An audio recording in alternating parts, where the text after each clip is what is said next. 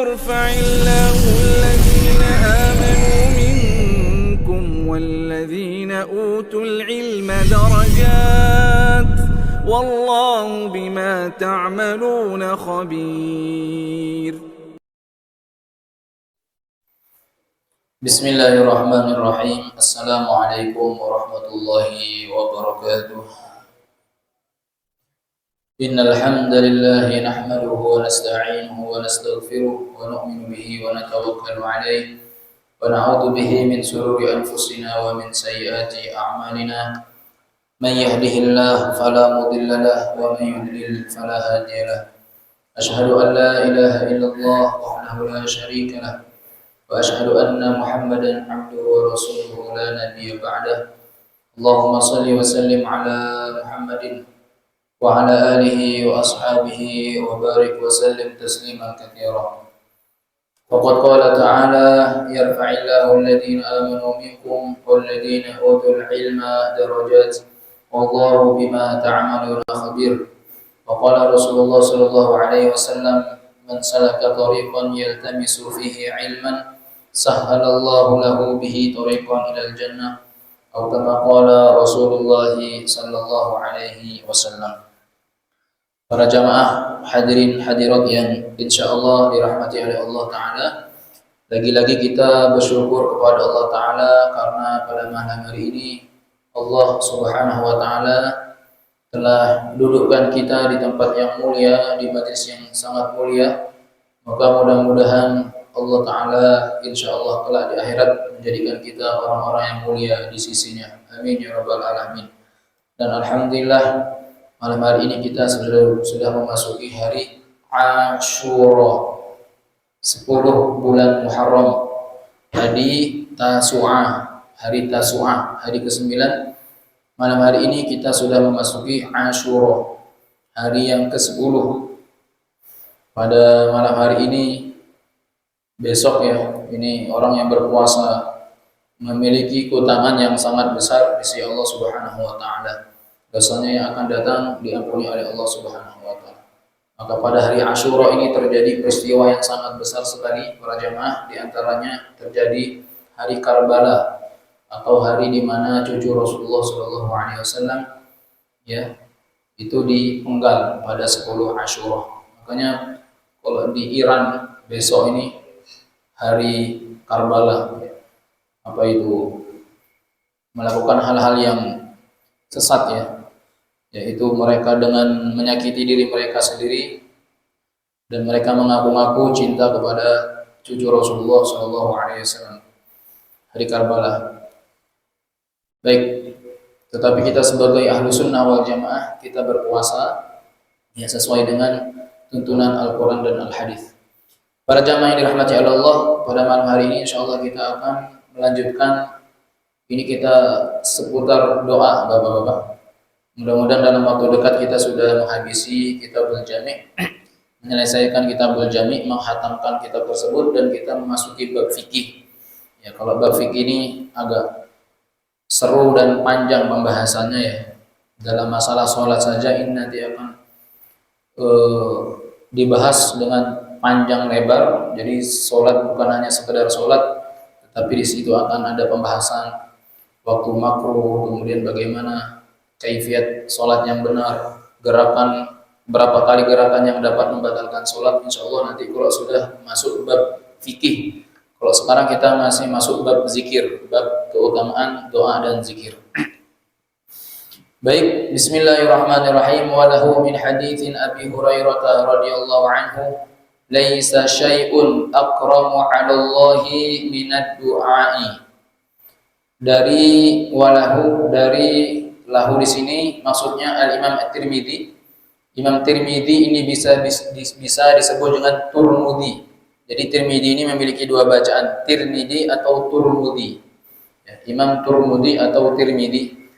Walahu dari Imam At-Tirmidzi min haditsin dari Abu Hurairah radhiyallahu anhu, laisa syai'un, tidak ada sesuatu pun, akramu yang lebih mulia, 'ala Allah di sisi Allah Ta'ala, minad du'ai daripada doa. Jadi tidak ada sesuatu pun yang lebih mulia di sisi Allah kecuali doa. Wa shahahu Ibnu Hibban wal Hakim. Hadis ini diriwayatkan oleh Imam Ibnu Hibban dan Al-Hakim. Wa qad ajma'al 'arifuna, para ulama arif.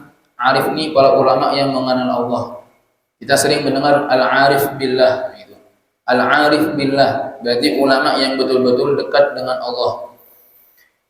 Wa qad ajma'al 'arifuna, maka para ulama arifin yang mengenal Allah, mereka telah berkata, ala anna kulla khairin fa asluhu taufiqullah lil 'abdi. Mereka berkata, bahkan mereka telah bersepakat bahwa setiap kebaikan itu asalnya taufik dari Allah kepada hamba-hambanya. Jadi setiap kebaikan itu taufik daripada Allah untuk hambanya. Sebaliknya, wa kullu syarrin fa asluhu khidlanuhu li 'abdihi.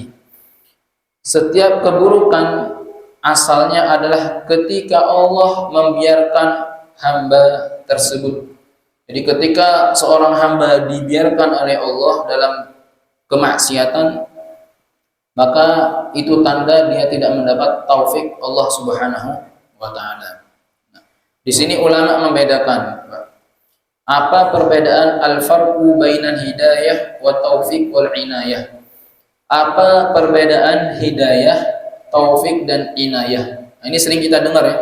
Mudah-mudahan kita mendapat taufik dan inayah, hidayah dari Allah. Kita tak paham apa itu hidayah, apa itu taufik, dan apa itu inayah. Apa perbedaannya? Ternyata di sini disebutkan al-hidayatu, hidayah itu apa? Hiyad dalalatu wal irsyad. Hidayah adalah petunjuk dan bimbingan ilal haq, menuju kebenaran, wassiratil mustaqim, dan jalan yang lurus. Itu hidayah. Jadi hidayah itu adalah petunjuk dan bimbingan menuju kebenaran dan jalan yang lurus. Itu hidayah. Misal contoh, yasma'u shakhsun darsan 'anis shalah faya'lamu anha wajibah fahadhi hidayah. Ketika seseorang mendengar kajian tentang salat lalu mengetahui bahwa salat itu wajib, itu adalah hidayah. Jadi ketika kita duduk dalam majelis ilmu, kemudian kita mendengar penjelasan seorang ustadz bahwa hukum salat itu wajib, kemudian kita tahu, oh berarti salat itu hukumnya wajib. Nah, itu namanya hidayah, petunjuk. Kita tahu bahwa salat itu hukumnya wajib. At-taufik, kemudian taufik itu apa? Hiya i'anatullahil 'abda ala qabulil haqqi wal 'amala bihi. Sedangkan taufik adalah i'anatullah, pertolongan Allah kepada hamba untuk menerima dan mengamalkan kebenaran. Nah, jadi kalau taufik itu pertolongan Allah kepada hamba untuk menerima dan mengamalkan kebenaran. Misal di sini diberikan satu contoh. Alima anna sholata wajibah. Ia mengetahui bahwa salat itu hukumnya wajib. Tsumma wadhaba 'alaiha wa hafadha 'alaiha. Kemudian ia rutin menjaga salatnya, fahada minat taufik. Inilah yang disebut dengan taufik. Nah, itu ya. Jadi setelah dia tahu hukumnya wajib, maka dia ada pertolongan ya dari Allah untuk melaksanakan atau untuk mengamalkan salat tersebut. Maka ini namanya taufik. Nah, i'anah itu apa? I'anah hiya ri'ayatullahi lil 'abdi wa hifdhuhu wa utidiyu ilal khairi. Sedangkan i'anah adalah perhatian dan penjagaan dan pengarahan Allah kepada hamba menuju kebaikan. Jadi i'anah itu perhatian, penjagaan, pengarahan Allah ya kepada hamba menuju kebaikan. Contohnya apa? Nah, di sini disebutkan arada syakhsun ayyaka fi ma'siyatillah. Ketika seseorang itu melakukan kemaksiatan, di hadapan dia sudah ada kemaksiatan dan mudah dia untuk melakukan kemaksiatan tersebut, tiba-tiba Allah palingkan dia untuk menuju kemaksiatan tersebut. Nah, inilah yang disebut dengan i'anah. Makanya ketika Yusuf alaihissalam, Nabi Yusuf ketika digoda oleh seorang ratu yang bernama Bilqis, ya, di kamar digoda, maka di situ dia mendapat i'anah, pertolongan Allah Subhanahu wa taala, sehingga Yusuf terjaga dari fitnah ratu raja yang sangat cantik sekali. Nah, sedangkan taufik, doa ini di mana letaknya? Maka doa ini termasuk taufik daripada Allah Subhanahu wa ta'ala. Maka di sini sebutkan, ya, fa idza kana kullu khair fuslu taufik wa huwa biyadillah la biyadil 'abd. Jika seluruh kebaikan berasal dari taufik, sedangkan taufik berada di tangan Allah, bukan di tangan hamba, fa miftahud du'a wal iktiqar wal wasidqil laja' wa rabbah wa rabbah ilahi. Maka kuncinya adalah doa. Maksudnya apa? Merasa butuh kepada Allah, bersandar dengan sungguh-sungguh kepadanya, berharap dan ketaatan kepadanya. Artinya ketika seseorang itu dia diberikan, dia senantiasa selalu berdoa kepada Allah, maka ini bahwasanya orang tersebut mendapat taufik daripada Allah Ta'ala. Maka di sini disebutkan juga fama ta'u'tiyal abdu hadal miftah. Apabila seorang hamba diberi kunci ini, maksudnya doa, faqad arada ayaftahalahu, maka Allah menghendaki dibukanya pintu kebaikan baginya. Wa ma ta'addahu 'ani miftah baqiya babul khair murtahan dunah. Dan apabila dihalangi dari kunci tersebut, maka pintu kebaikan tetap tertutup baginya. Jadi kalau Allah itu menghendaki kebaikan seorang hamba, maka dia senantiasa diberikan taufik untuk berdoa kepada Allah Subhanahu wa taala. Nah, di sini disebutkan Amirul Mukminin Umar bin Khattab radhiyallahu anhu, beliau mengatakan ini, kata beliau sangat indah sekali Bapak, kita simak sama-sama. Qala Amirul Mukminin Umar bin Khattab radhiyallahu anhu, inni la ahmiluhum hammul ijabah. Aku tidak memikirkan apakah doaku akan dikabulkan atau tidak. Kalau sekarang kita kan mikir kapan doa saya dikabulkan. Kalau Amirul Mukminin tidak, aku tidak memikirkan apakah doaku akan dikabulkan atau tidak. Walakin hammud du'a fa idza alhimtu du'a fa innal ijabah. Tetapi yang aku pikirkan ketika aku tidak diberikan taufik untuk selalu berdoa kepada Allah Subhanahu wa taala. Kadang ada orang tuh malas-malasan dia doa, Pak, ya. Malas-malasan berdoa, itu tanda dia itu tidak mendapat taufik daripada Allah Subhanahu wa taala. Baik. Kemudian juga di sini disebutkan wa hada aidan fihi fadlul doa, dan ini juga menjelaskan keutamaan doa. Apa itu? Laisa syai'un aqrama 'ala Allah minad du'a. Tidak ada doa, tidak ada sesuatu yang lebih mulia di sisi Allah daripada doa. Fadalla 'ala Allah yuhibbu du'a, yuhibbu min ibadi ayyad'u. Maka ini tanda bahwasanya Allah itu suka sekali kepada orang yang selalu berdoa. Selalu dan berdoa. Wa yafrahu ba'dika wa yardu 'an sahibihi. Sehingga ketika seseorang hamba itu selalu berdoa kepada Allah, maka itu tanda Allah itu ridha kepada dia. Fal 'abdu, maka di sini satu nasihat, Pak. Ini ceritanya nasihat terus ini. Fal 'abdu yubaligu fi du'a. Maka seorang hamba hendaknya bersungguh-sungguh dalam berdoa.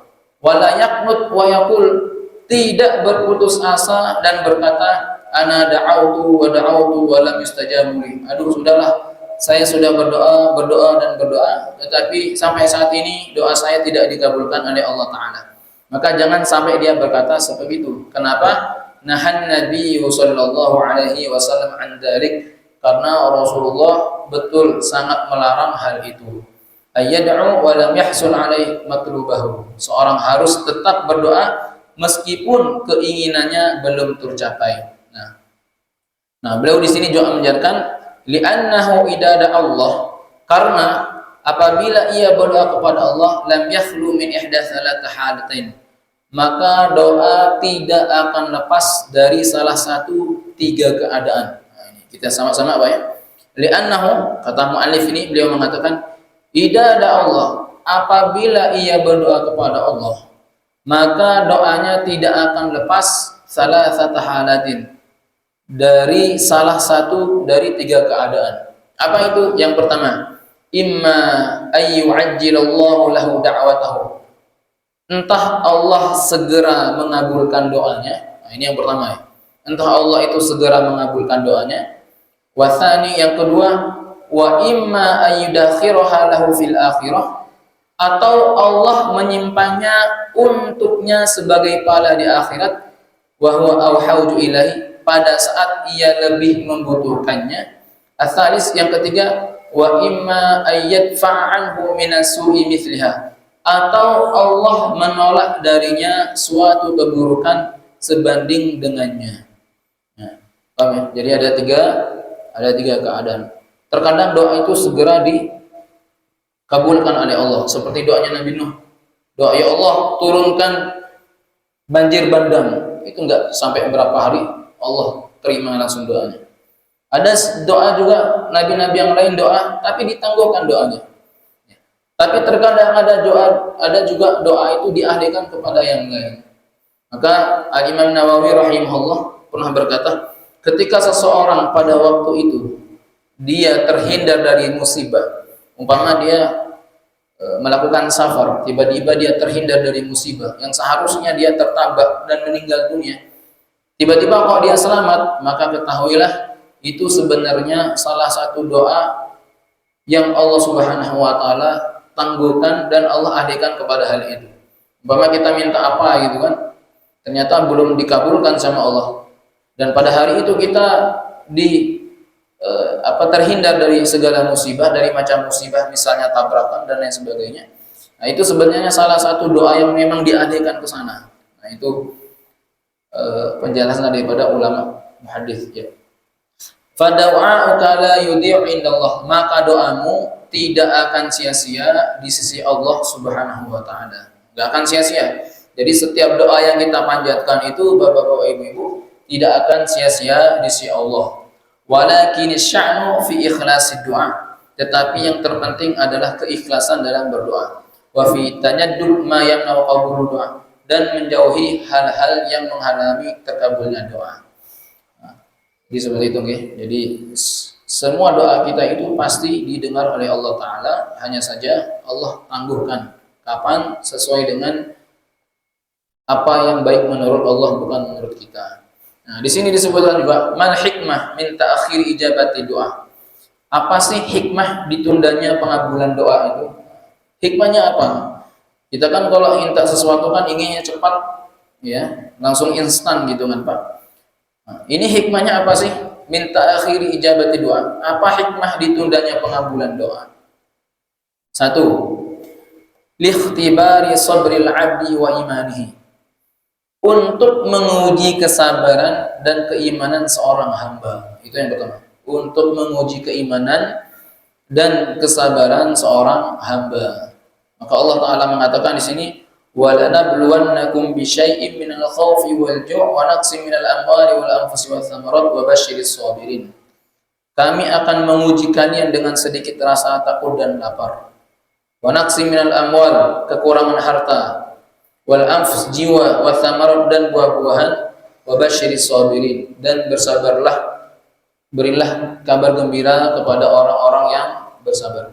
Jadi hikmah yang pertama itu, Bapak-bapak, Ibu-ibu, Allah tangguhkan doa seorang hamba itu untuk menguji kesabaran keimanan seorang hamba. Yang kedua, li'annallaha yuhibbu sama' du'a'i 'abdi. Nah, ini perhatikan, sama itu apa? Ada sima, ada sama.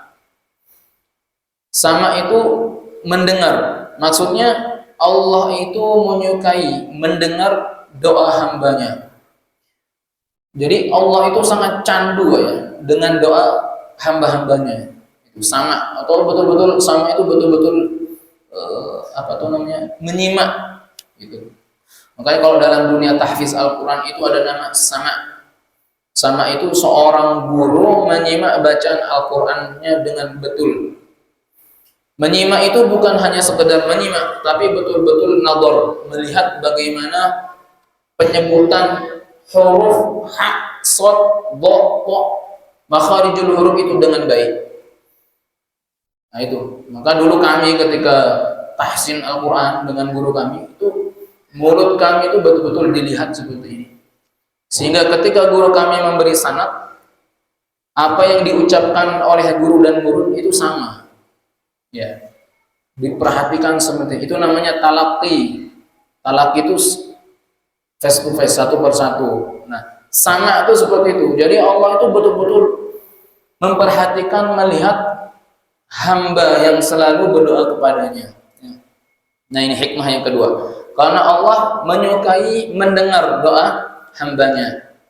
Qala Rasulullah sallallahu alaihi wasallam bersabda, "Yustajabu li ahadikum ma lam ya'jal, yaqulu da'awtu falam yastajab li, li'anna Allah qad yadakhil ijabah lil akhirah." Ya. Kata Rasulullah, doa salah seorang Rasulullah SAW bersabda, doa salah seorang di antara kalian ya dikabulkan selama ia tidak tergesa-gesa, malam yusta'jal. Yaqulu da'awtu falam yastajib li. Lalu ia berkata, aku telah berdoa tetapi belum juga dikabulkan. Ya, artinya hikmahnya karena Allah itu senang, suka dengan orang yang selalu berdoa. Yang ketiga, li'anna Allah qad yaddakhirul ijabah lil akhirah.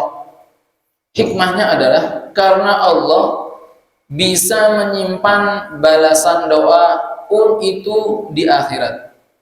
Karena Allah bisa menyimpan balasan doa itu untuk akhirat. Ya. Maka di sini kata Rasulullah, "Ma min muslimin yad'u Allah bi da'watin laisa fiha ithmun wala qati'un rahim illa a'tallahu bi ahda thalath." Tidaklah seorang hamba dia berdoa kepada Allah Subhanahu wa taala dan dia tidak melakukan dosa dan tidak memutus tali silaturahim illa melainkan Allah a'tahullah biha, Allah akan memberinya ihda thalas, satu dari tiga perkara. Imma ayyu'ajjila lahu da'watahu, bisa jadi Allah segera mengabul doanya. Wa imma ayyudakhira lahu fil akhirah, bisa jadi Allah menyimpan doanya untuk di akhirat. Wa imma ayyusarifa anhu minassu mithliha. Nah ini bisa jadi Allah menghindarkan darinya keburukan yang sebanding dengannya. Nah, itu. Ya. Kemudian hikmah yang keempat, li'annallaha a'lamu bimislihatil 'abdi. Hikmahnya karena Allah mengetahui kemaslahatan hambanya. Jadi Allah tuh Maha tahu kenapa sampai saat ini doa kita itu tidak dikabulkan, belum dikabulkan karena Allah lebih mengetahui kemaslahatan hambanya. Wa asa an taqra'u syai'an wa huwa khairul lakum, kata Allah, bisa jadi kalian membenci sesuatu wa huwa khairul lakum, padahal itu baik bagi kalian. Wa asa an tuhibbu syai'an, boleh jadi kalian menyukai sesuatu wa huwa syarrul lakum, padahal itu buruk bagi kalian. Wallahu ya'lam wa antum la ta'lamun, Allah itu mengetahui sedangkan kalian tidak mengetahui. Nah, di sini jadi kesimpulannya para jamaah, al-khulasah, kesimpulan dari hadis ini, qad yu'akhirullah ijabata du'a al-hikmati 'azimah. Allah mungkin menunda pengabulan doa karena hikmah yang besar. Ya. Fala yanbaghi lil mu'min ay ya'basa min rahmatillah, maka tidak pantas bagi seorang mukmin untuk berputus asa dari rahmat Allah. Bal yuktiru minad du'a, akan tetapi hendaknya dia memperbanyak doa. Wa husnul dzanna bi rabbih, memperbaiki sangka kepada Allah. Fa innallaha, ini kata-kata yang indah, fa innallaha la yudhi'u du'a ad-da'in, karena sesungguhnya Allah tidak menyia-nyiakan doa orang yang selalu berdoa. Bahkan dalam hadis qudsi, Pak, ketika seorang hamba itu dia berdoa bahkan sambil ngantuk, maka Allah tuh fatabassama Allah itu senyum ya ketika melihat hamba-hambanya itu berdoa. Baik, hadis selanjutnya. Nah, ini ada hukum fikihnya nih, Pak ya. Hadis yang selanjutnya tentang doa bainal adzan wal iqamah. An Anas radhiyallahu anhu qala Rasulullah sallallahu alaihi wasallam, dari Anas radhiyallahu anhu, sahabat Anas radhiyallahu anhu, qala, telah berkata, qala Rasulullah sallallahu alaihi wasallam, Rasulullah sallallahu alaihi wasallam bersabda, ad-du'a'u bainal adzan wal iqamah la yurad. Doa antara azan dan iqamah tidak akan ditolak. Ya, jadi doa antara azan dan iqamat itu tidak akan ditolak. Nah, nanti di sini ada fikihnya. Lebih utama mana, membaca Al-Qur'an atau doa antara azan dan iqamat? Nah, di sini akan dibahas nanti pembahasan fikihnya. Akhrajahu An-Nasa'i wa ghairuhu wa sahahu Ibnu Hibban wa ghairuhu. Diriwayatkan oleh Imam An-Nasa'i dan selainnya serta disahihkan oleh Ibnu Hibban dan selainnya. Asyarhu, penjelasan. Ad-du'a'u ala qismain. Doa terbagi menjadi dua macam. Nah, jadi doa itu terbagi menjadi dua macam. Jadi bukan hanya takbir yang terbagi menjadi dua macam, tapi doa juga terbagi dua macam. Kalau takbir kan ada takbir mutlak, ada takbir mu'allaq ya. Ya. Nah, di sini doa itu juga terbagi menjadi dua macam. Al-qismul awwalu, yang pertama, du'aun mutlaqun fi kulli waqtin wa fi kulli halin. Doa yang bersifat umum, boleh dilakukan pada setiap waktu dan dalam setiap keadaan. Ini namanya doa mutlak. Doa mutlak itu boleh dilakukan kapan saja dan apa saja redaksi doanya, itu boleh. Nah, di sini juga disebutkan ad-du'a ghairu muqayyad. Artinya doa mutlak adalah doa yang tidak terikat. Huwa ad-du'a alladzi lam yuqayyidu syar'u bi zamanin aw makanin. Adalah doa yang tidak dibatasi oleh syariat dengan waktu, au halin, tempat, au lafdin, atau lafaz muayyanin yang tertentu. Fayajuzu lil muslim ayyad'u bihi mata syaa wa aina syaa wa bi ayyi lafdin masyru'. Karena itu seorang muslim boleh berdoa dengannya kapan saja, di mana saja, dengan lafaz apa saja yang dibenarkan syariat. Ini doa mutlak, enggak terikat waktu, tidak terikat dengan lafaz. Jadi lafaz apa saja, kapan saja boleh. Contoh, Allahumma gfirli wa liwalidayya warhamni warzuqni. Itu contoh Pak ya. Atau doa-doa yang lain. Ya Allah, ampunilah aku dan kedua orang tuaku, sayangilah aku dan berilah aku rezeki. Ini mutlak. Maksudnya apa? Dia tidak terikat dengan waktu dan tidak terikat dengan lafaz. Kapanpun boleh doa ini dibaca, mau tidur, habis sholat, sebelum sholat, dalam keadaan kerja, boleh. Dan doa seperti ini boleh ditambah. Umpama, Allahumma gfirli wali walidayya, ya Allah ampuni dosaku, kedua orang tuaku, pamanku, bibiku, nenekku, istriku, semua. Nah itu nggak boleh ditambah-tambah seperti itu, boleh. Karena ini mutlak, tidak terikat dengan suatu apapun. Wal qismu tsani, kemudian yang kedua, du'aun muhaddadun muaqqatun bi ahwalin aw bi awqatin yusamma du'aul muqayyad. Yang kedua, doa yang ditentukan pada keadaan atau waktu tertentu yang disebut dengan doa muqayyad. Artinya doa yang terikat dengan keadaan dan lafaz tertentu. Nah, di sini ada satu kaidah, ad-du'aul muqayyad yuttaba'u fihi al-warid. Doa yang muqayyad mengikuti tuntunan yang telah datang dari syariat. Nah, jadi kalau doa muqayyad itu dia terikat dengan waktu dan lafaz. Lafaznya itu sesuai dengan tuntunan syariat. Nah, kemudian bagaimana dengan status hadis ini? Ad-du'a bainal adzan wal iqamah la yurad. Doa adalah doa itu di antara doa yang terikat itu adalah doa yang disebut dalam hadis ini, yaitu antara azan dan iqamat. Maka hadis ini dia itu muqayyatil waqti wal lafzi. Para ulama menyebutkan jadi doa di antara azan dan iqamat dia itu muqayyad waktu, tetapi lafadznya itu tidak muqayyad, dia menjadi mutlak. Ya. Saya ulangi lagi Pak ya. Antara azan dan iqamat ini doanya muqayyad secara waktu, tetapi tidak secara lafaz. Maksudnya apa? Boleh dia doa dengan lafaz apapun. Boleh dia berdoa dengan lafaz apapun. Ya. Boleh Allah maghfirli atau apa saja itu boleh. Nah, sehingga di sini disebutkan para ulama yukthiru minad du'a wa minal istighfar wa tasbih wa tahlil wa takbir wa dzikr. Hendaknya dia memperbanyak doa, istighfar, tasbih dan tahlil, takbir dan zikir. Yasgulul waqta ma bainal adzan iqamah bi dzikrillah wa du'ai. Maka hendaknya seorang hamba dia memperbanyak zikir iqamah. Artinya dia berdoa kepada Allah Subhanahu wa taala. Nah, di sini disebutkan katsirun minan nas yuhmiluna du'a bainal adzan wal iqamah. Banyak manusia melalaikan doa antara azan dan iqamah.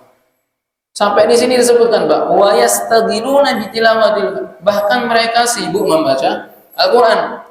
Tilawah Al-Qur'an la syakka anha amalun jalilun. Membaca Al-Qur'an tentu merupakan amalan yang agung. Walakinna tilawatal Qur'an laha waqtun akhar wa qaunuka tastagilu hadzal waqta. Namun membaca Al-Qur'an memiliki waktu lain, sedangkan manfaat waktu antara dan azan dan iqamah sesuaikan dengan hadis, gunakanlah untuk berdoa. Jadi di sini timbul pertanyaan, mal afdal baina du'a wa qiraatil Qur'an bainal adzan wal iqamah. Lalu mana yang lebih utama? Membaca Al-Qur'an antara azan dan iqamah, membaca Al-Qur'an antara azan dan iqamah, atau berdoa? Mana Pak yang lebih utama? Doa atau membaca Al-Qur'an? Nah, di sini disebutkan para alim ulama bid-du'a wa dzikri afdal li'anna ad-du'a muqayyad fi waqtihi waqtu afdal min ad-du'al mutlaq. Ya, berdoa dan zikir itu lebih utama karena doa yang terikat dengan waktu tertentu afdalu min ad-du'a, ketika dikerjakan pada waktunya lebih utama daripada doa mutlak. Wa tilawatil Qur'an mutlaqun fi kulli waqtin. Sedangkan membaca Al-Qur'an itu hukumnya mutlak, kapan saja boleh dibaca. Wa hadzal waqtu mahal du'a, sedangkan antara azan dan iqamah itu hadis mengatakan lebih utama berdoa. Jadi jangan faqaunuka tastagilu bidu'a wa dzikri wa istighfar afdalu min tilawatil Qur'an fi hadzal waqt. Maka menyibukkan diri dengan doa, zikir dan istighfar itu lebih utama daripada membaca Al-Qur'an pada waktu itu. Jadi antara azan dan iqamah itu lebih utama apa? Berdoa, zikir daripada membaca Al-Qur'an. Kalau kita sudah waktu iqamatnya panjang, Ustaz, 10 menit, kita sudah doa, sudah semua habis, dari keinginan apa saja sudah habis kita doa, Ustaz. Itu gimana itu? Apakah boleh kita gabungkan dengan baca Al-Qur'an? Boleh. Maka urutannya itu jangan baca Al-Qur'an dulu lalu doa, tetapi urutannya doa dulu, ya, kemudian baru membaca Al-Qur'an. Karena hadis ini menjelaskan tentang kaifiyat doa, keutamaan berdoa antara azan dan iqamah, bukan keutamaan membaca Al-Qur'an. Jadi memperbanyak doa. Bahkan saya pernah menyampaikan Abu Hurairah itu kalau sudah antara azan dan iqamah itu, Pak, seakan-akan beliau itu la ya'rif haulahu. Seakan-akan Abu Hurairah itu tidak mengenal orang sekelilingnya. Saking fokus dan khusyuknya berdoa antara azan dan iqamat. Ya. Kama anna fil hatha 'ala taqaddumil masjid, sebagaimana hadis juga mendorong untuk datang lebih awal ke masjidnya. Jadi sebenarnya, Pak, hadis ini kesimpulannya itu apa? Satu, jangan kita menyanyiakan doa antara azan dan iqamat. Yang kedua, ya, hatha 'ala taqdimil masjid, hendaknya hadis ini mendorong untuk datang lebih awal ke masjid. Supaya apa? Supaya dia dapat waktu antara azan dan iqamah. Bi ayyakuna ka waqtil insan qabla iqamah yatawajjahu lil masjid indal adzan. Yaitu agar seorang memiliki waktu sebelum azan lalu menuju masjid ketika azan dikumandangkan, ya, untuk dia senantiasa berdoa kepada Allah Subhanahu wa taala, ya. Amma alladzi la yatil masjid illa 'inda iqamah, adapun orang yang tidak datang ke masjid kecuali ketika iqamah, ma yafutu ba'da shalah, atau setelah tertinggal sebagian salat, fahada tafutu hadil fadilah 'azimah wa fursa athamina, maka ia kehilangan keutamaan yang besar dan kesempatan yang berharga ini. Fahada fil hathu 'ala taqaddumil masjid Maka dalam hadis ini terdapat anjuran untuk datang lebih awal ke masjid wa tafarruqil liddu'a bainal adzan wal iqamah, dan meluangkan waktu untuk berdoa antara azan dan iqamah. Seperti itu. Biasanya Pak, kalau kita lebih awal datang ke masjid itu fokusnya itu lebih fokus ya daripada kita datang kadang-kadang masbuk ya. Tetapi ya mending daripada nggak datang sama sekali gitu ya. Jadi intinya hadis ini menjelaskan bahwa jangan kita menyia-nyiakan berdoa kepada Allah Subhanahu wa taala, karena semakin orang itu banyak berdoa kepada Allah, maka itu tanda Allah itu cinta kepadanya. Kemudian antara azan dan iqamah jangan kita pernah sia-siakan, karena la yuraddu du'a bainal adzan dan iqamah, karena doa antara azan dan iqamah itu betul-betul dikabulkan oleh Allah Subhanahu wa taala. Mungkin itu saja yang dapat kami sampaikan, mudah-mudahan bermanfaat. Mudah-mudahan Allah Subhanahu wa taala jadikan kita orang-orang yang suka berdoa. Amin amin ya rabbal alamin. Subhanakallah wa bihamdika asyhadu an la ilaha illa anta astaghfiruka wa atubu ilaik. Wassalamualaikum warahmatullahi wabarakatuh.